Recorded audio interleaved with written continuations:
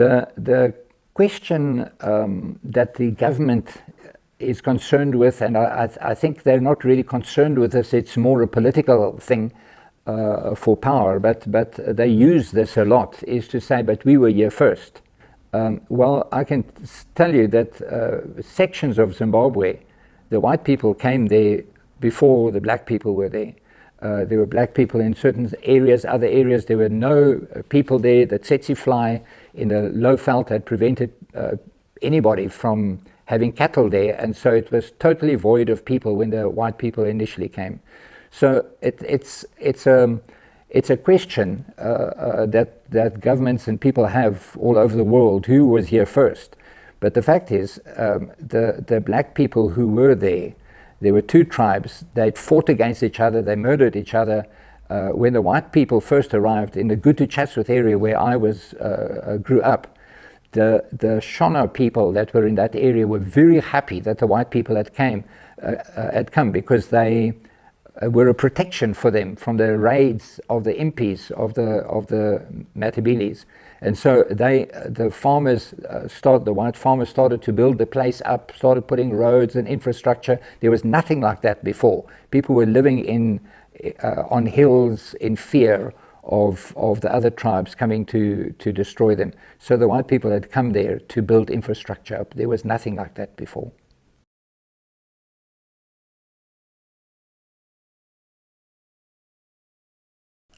In 1846, John Maltino was the first governor of the Cape Colony in South Africa, and he was a cousin of my great-grandfather, who was at that time still living in England.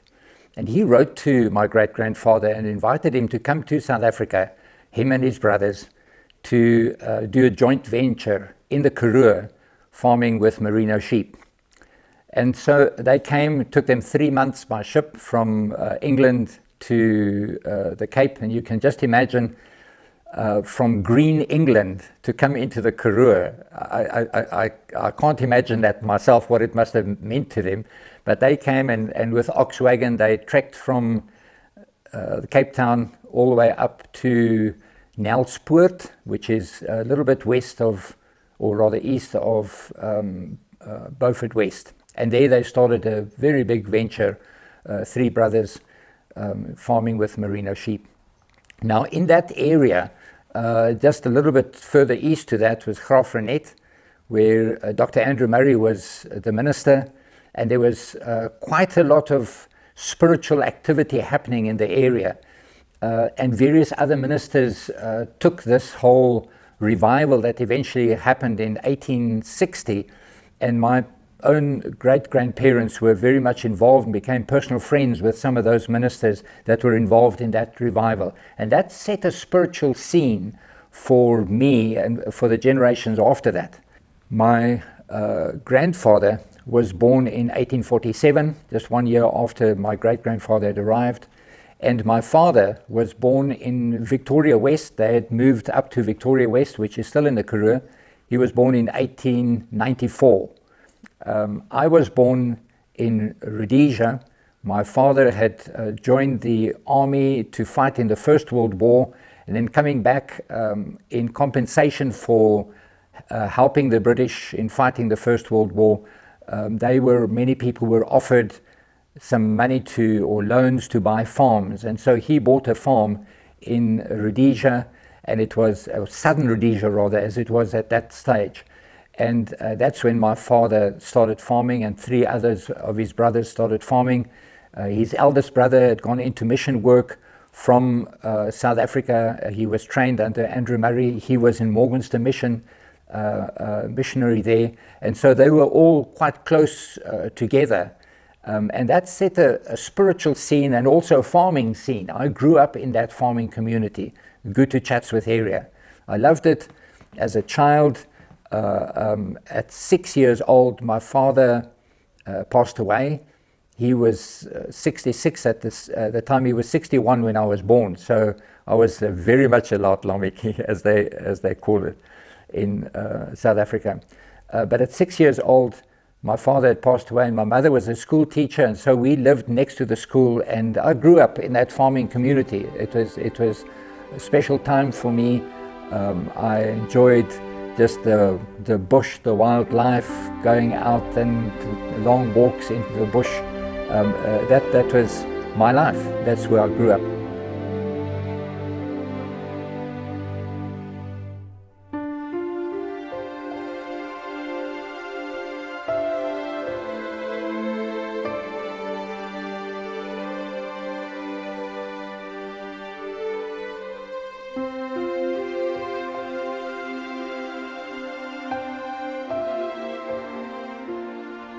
When I was about 8 years old, the Dutch Reform minister used to come once every 2 weeks to the farmers' hall in our little town of Chatsworth. Now, when I call it a little town, it had 2 stores and 1 garage and a school.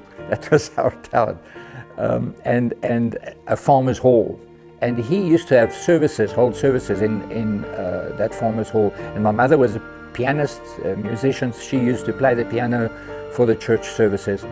And in one of those church services, as I said, at about 8 years old, while the Dominee, as he is called, the minister, was preaching, God suddenly spoke to me.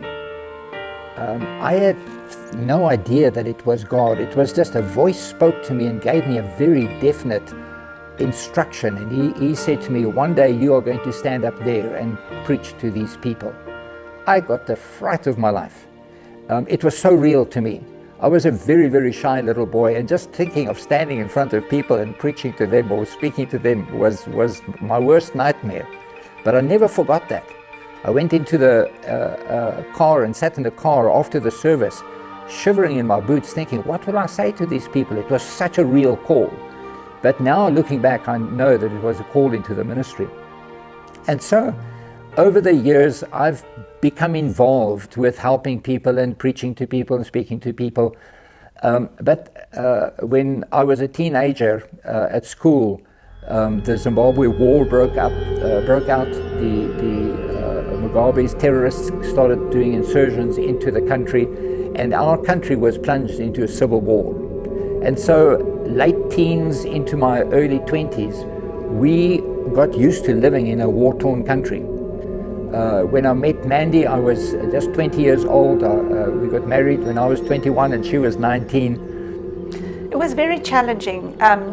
Obviously, we met during the war years in Rhodesia, as it was then, and we fell madly in love with each other and just needed to be with each other. And so we decided to get married. We were both very young, but my parents had given their consent, and we just had a short time. He was given 10 days to come home and get married and then go back into the army. And I was in the army. I got some leave, 10 days leave to go and get married, go on honeymoon, and then get back into the army. And so it was for everybody. The country was at war. Everybody carried rifles everywhere in town, whatever. If you traveled anywhere, you had rifles sticking out the windows of the vehicle. Between towns, there were convoys with army vehicles so that you could be protected as you traveled. And that was had become normal for us, this war situation. Anyway, Mandy and I got married. 10 days later, when I was to go back into the army, my company that I was a part of was still in the bush. And so I was assigned other military duties back at base until I could join my company again. And one of these military duties was a military funeral that we had to do. And what usually happens with a military funeral, if somebody has been shot and killed, is that as a last respect from the army to this man that's been shot and killed, is that at the service, at the church service where the funeral took place, the army would come in, 6 men would carry the coffin out to the hearse, and then we would all go out to the cemetery, and then there would be 6 other people, of which I was a part, with rifles, and at the right time we would fire a volley of 3 shots as a last respect to this man. Now, what had actually happened, this man had come back from the army for his 10 days of rest and recuperation at home.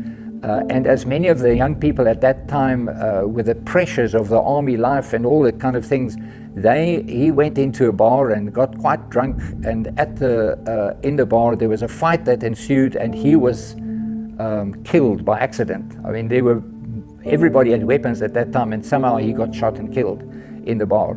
And so we did this military funeral. What would happen is the 6 men carrying the coffin would come and place it onto the straps of the railing just over the open hole, and the priest would at one stage press the button, and slowly the coffin would go down. Then those 6 men would salute, and us, the other 6 that were now to fire the volley, would fire a volley of 3 shots each, 6 rifles at the same time. Now you just imagine the situation. This is war. We hear on the radio all the time, every day, so-and-so was killed in the army and what have you. So we had war all around us. There was weapons all around us. This man had been killed, had been shot dead. And so while everybody, all the mourners, the family and friends were gathered around this open grave, and this priest had pressed the button, and the coffin slowly started going down.